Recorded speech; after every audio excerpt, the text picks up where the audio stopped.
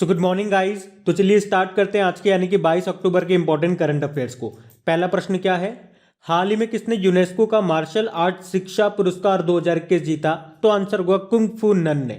तो बौद्ध धर्म के द्रुकपा संप्रदाय के जाने माने कुंग फू नन ने हिमालय में लैंगिक समानता की उनकी बहादुरी और वीरतापूर्ण गतिविधियों के लिए यूनेस्को का पहला मार्शल आर्ट्स एजुकेशन प्राइज 2021 को जीत लिया है। कुंग फू नन ये युवा लड़कियों को मार्शल आर्ट के माध्यम से अपना बचाव करने, आत्मविश्वास बढ़ाने और अपने समुदायों में नेतृत्व की भूमिका निभाने के लिए सशक्त बनाते हैं। बाकी रणदीप गुलेरिया अभी लाल बहादुर शास्त्री राष्ट्रीय पुरस्कार जीता था, Mohammad Azam national youth award जीता था और मोहम्मद यूनुस बांग्लादेश के नोबेल पुरस्कार विजेता है मोहम्मद यूनुस, इनको मिला था ओलंपिक लॉरेल पुरस्कार। अब अगर यूनेस्को की बात करते हैं, इसकी स्थापना होती है 1945 में। फुल फॉर्म क्या हो गई? United Nation Educational and Scientific and Cultural Organization. Headquarter मिलेगा पेरिस फ्रांस में। पेरिस फ्रांस में ही आपको इंटरनेशनल यूनियन ऑफ रेलवे का हेडक्वार्टर मिलेगा, रिपोर्टर्स विदाउट बॉर्डर का मिलेगा, इंटरनेशनल एनर्जी एजेंसी का मिलेगा, फाइनेंशियल एक्शन टास्क फोर्स का भी यहीं पे मिलेगा। यूनेस्को के डायरेक्टर जनरल कौन है? ऑद्रे उजाले हैं। बढ़ते आगे। बताइए अभी हाल ही में स्टार्स इन माई स्काई नाम की बुक को किसने लिखा? आंसर होगा दिव्या दत्ता। तो राष्ट्रीय पुरस्कार विजेता अभिनेत्री हैं ये दिव्या दत्ता। इन्होंने अपनी दूसरी बुक अभी लॉन्च कर दी है जिसका नाम है the star in my sky, और इसमें उन्होंने बॉलीवुड के कुछ दिग्गजों के साथ अपने अनुभव साझा किए हैं जिन्होंने उनके फिल्मी करियर में महत्वपूर्ण भूमिका निभाई है। बाकी गुलजार के बारे में हमने कल पढ़ा था, अभी कौन सी बुक लिखी? Actually I met them a memoir. Tamannaah Bhatia ये भी एक्ट्रेस है साउथ की, बैक टू द रूट्स नाम की बुक को लिखा और वीर सिंह भी a rude life the memoir नाम की बुक को लिखा इन्होंने। तो ध्यान रखना, ये बढ़ते आगे। अच्छा फिर बताइए अभी हाल ही में जारी 2021 वैश्विक खाद्य सुरक्षा सूचकांक में भारत किस स्थान पर रहा? तो आंसर होगा 71वें नंबर पे, 71 नंबर पे। तो अभी हाल ही में जारी ग्लोबल फूड सिक्योरिटी इंडेक्स 2021 में भारत 71 नंबर पे रहा है टोटल 113 देशों में से। टॉप पे बात करेंगे तो टॉप पे कोई एक देश नहीं है, कई सारे देश हैं जैसे कि Iceland, Australia, UK, Finland, Switzerland, Netherland, Canada और जापान। और खाद्य से आपको याद होगा कुछ समय पहले फसाई ने तीसरा राज्य खाद्य सुरक्षा सूचकांक 2021 को जारी किया था, जिसमें बड़े राज्यों में टॉप पे गुजरात था, छोटे राज्यों में गोवा था और यूनियन टेरिटरी में जम्मू कश्मीर था।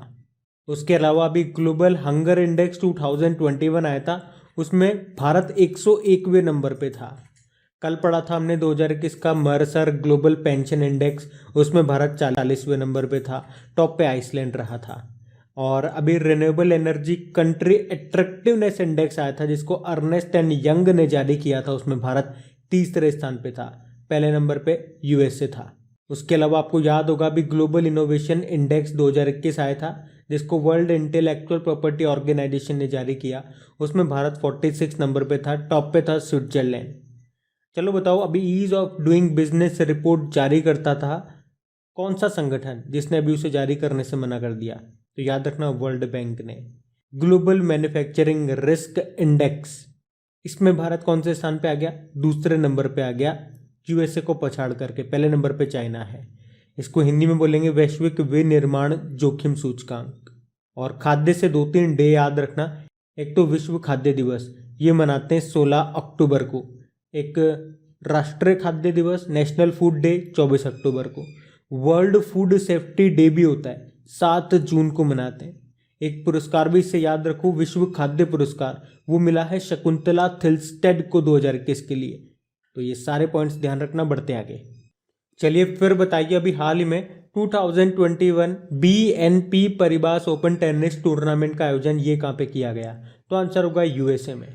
तो 2021 BNP Paribas open tennis tournament, जिसे इंडियन वेल्स मास्टर्स भी कहते हैं, और अभी इसका आयोजन 4 से लेकर 18 अक्टूबर तक इंडियन वेल्स कैलिफोर्निया यूएसए में किया गया।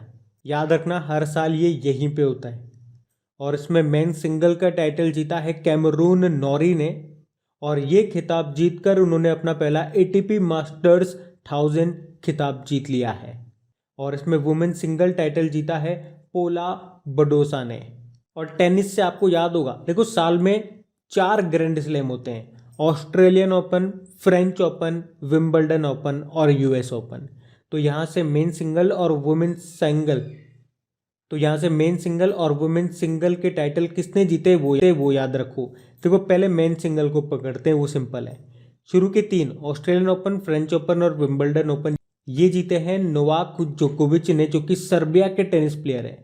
और लास्ट वाला जो यूएस ओपन है वो नोवाक जोकोविच को हरा करके डेनियल मेदवेदेव ने जीत लिया है, जो कि रशिया के टेनिस प्लेयर हैं। ये तो बात हो गई पुरुषों की, जो बड़े सिंपल है याद रखना। अब महिलाओं में याद रखते हैं, महिलाओं के सबके अलग अलग है। देखो ऑस्ट्रेलियन ओपन ये नाओमी ओसाका ने जीता था, जो कि जापान की है। फ्रेंच ओपन बारबोरा कराचिकोवा ने जीता था, जो कि चेक रिपब्लिक की है। विंबलडन ओपन एशले बार्टी ने जीता था, जो कि ऑस्ट्रेलिया की है। और यूएस ओपन एमआर राडुकानु ने जीता, जो कि ब्रिटेन की प्लेयर है। यहाँ से एक और तरह का प्रश्न बनता है कि कौन सा ग्रैंड स्लैम किस कोर्ट पे खेला जाता है। तो पहला और आखिरी ऑस्ट्रेलियन ओपन और यूएस ओपन ये हार्ड कोर्ट पे खेले जाते हैं। फ्रेंच ओपन ये आपका क्ले कोर्ट पे है और विंबलडन ओपन आपका ग्रास कोर्ट पे है। ये भी ध्यान रखना, बढ़ते आगे। फिर बताइए, अभी हाल ही में जेम्स पैटिंसन ने अंतर्राष्ट्रीय क्रिकेट से संन्यास ले लिया। उनका संबंध किस देश से है? ऑस्ट्रेलिया। तो ऑस्ट्रेलिया के तेज गेंदबाज थे ये जेम्स पैटिंसन, लेकिन अभी इन्होंने अंतर्राष्ट्रीय क्रिकेट से संन्यास ले लिया है। उनकी उम्र है मात्र 31 साल और ये अभी तक 21 टेस्ट और 15 ओडीआई खेल चुके हैं। ये ऑस्ट्रेलिया के थे, लेकिन अभी इन्होंने अंतर्राष्ट्रीय क्रिकेट से संन्यास ले लिया। अब देखो बात ऑस्ट्रेलिया की है, तो ये रहा मैप में ऑस्ट्रेलिया। देखो ऑस्ट्रेलिया की कैपिटल कैनबेरा है, करेंसी है ऑस्ट्रेलियन डॉलर और प्रधानमंत्री हैं स्कॉट मॉरिसन। ये प्रश्न कई बार पूछा जाता है कि ग्रेट बैरियर रीफ कहाँ पर स्थित है, तो आंसर होगा ऑस्ट्रेलिया में। और किस ओशियन में? पैसिफिक ओशियन में। अभी ऑस्ट्रेलिया के साथ हमने ऑस इंडेक्स नाम का एक्सरसाइज भी किया था। और अभी ऑस्ट्रेलिया में किसे भारतीय उच्चायुक्त हाई कमिश्नर बनाया गया था? मनप्रीत वोहरा को। विश्व का पहला प्लेटिपस अभ्यारण्य कहाँ पे शुरू हुआ? ऑस्ट्रेलिया में। तो ये भी ध्यान रखना, बढ़ते आगे। फिर बताइए, अभी हाल ही में अमेरिका के पहले अश्वेत विदेश मंत्री का निधन हो गया, उनका नाम बताइए। Colin Powell. कॉलिन पावेल वे अमेरिका के पहले अश्वेत विदेश मंत्री थे जिनका भी निधन हो गया है। तो एक तो उनका नाम याद रखना। बाकी देखो लॉयड ऑस्टिन ये अमेरिका के पहले रक्षा मंत्री बने अभी जो बाइडेन की सरकार में।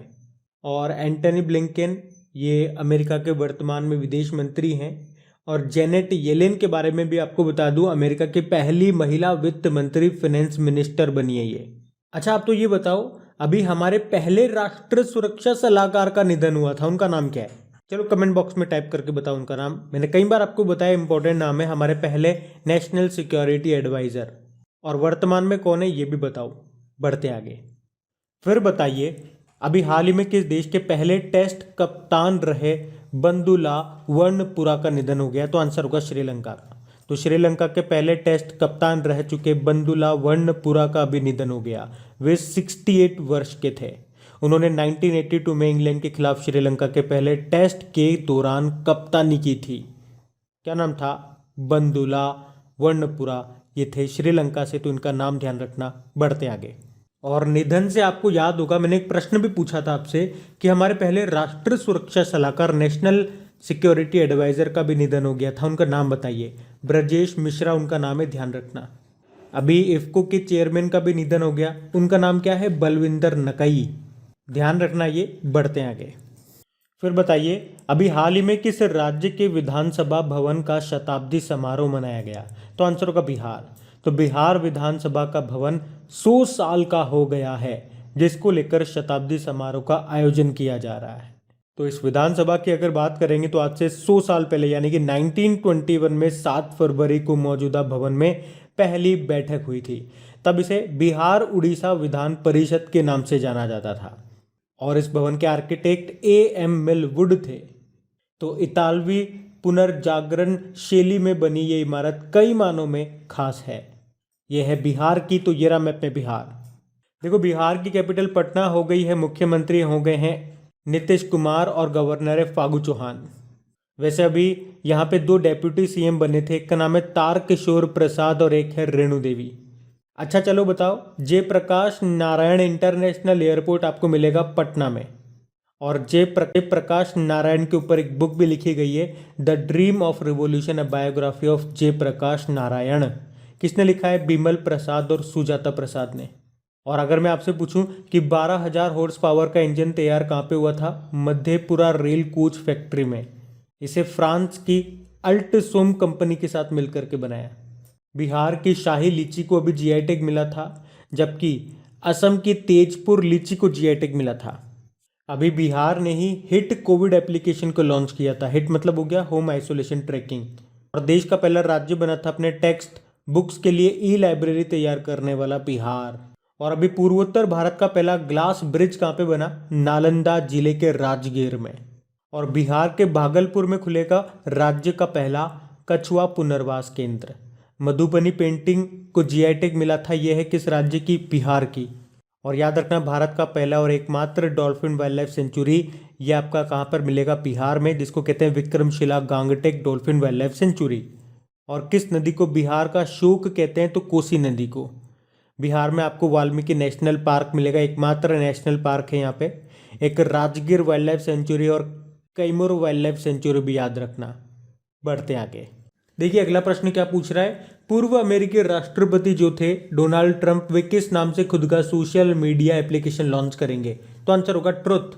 तो पूर्व अमेरिकी राष्ट्रपति डोनाल्ड ट्रंप ने घोषणा की है कि वे बिग टेक के साथ प्रतिस्पर्धा कंपटीशन करने के लिए अपना खुद का सोशल मीडिया एप्लीकेशन और समाचार कंपनी को लॉन्च करेंगे। इस नई समाचार कंपनी का नाम होगा Trump media and technology group. और वे ट्रुथ सोशल नाम से एक एप्लीकेशन भी लॉन्च करेंगे। तो ये नाम आपको ध्यान रखना है। बढ़ते आगे, फिर बताइए अभी हाल ही में adidas ने किसे अपना वैश्विक यानी कि ग्लोबल ब्रांड एम्बेसडर बनाया? तो आंसर होगा दीपिका पादुकोण को। दीपिका पादुकोण आपको याद होगा कुछ समय पहले लिवाइस की भी ये ब्रांड एम्बेसडर बनी थी। बाकी बताओ, अभी उत्तर प्रदेश के वन डिस्ट्रिक्ट वन प्रोडक्ट अभियान का ब्रांड एम्बेसडर किसे बनाया? कंगना रनौत को।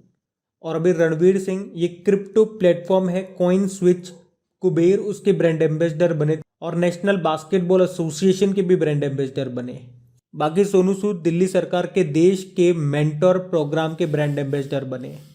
आपको याद होगा हमने पढ़ा था भारत में रूसी फिल्म महोत्सव के एम्बेसडर किसे बनाया गया? इम्तियाज अली को। अभी रानी रामपाल और स्मृति मंदाना को इक्विटास स्मॉल फाइनेंस बैंक का ब्रांड एम्बेसडर बनाया था।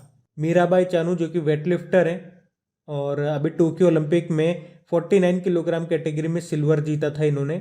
अभी ये एमवे इंडिया के ब्रांड एम्बेसडर बनी थी और adidas की स्टे इन प्ले अभियान की ब्रांड एम्बेसडर बनी थी। पंकज त्रिपाठी फिनो पेमेंट बैंक के ये पहले ब्रांड एम्बेसडर बने हैं। क्रिप्टो एक्सचेंज कॉइन DCX के ब्रांड एम्बेसडर ये बने अमिताभ बच्चन।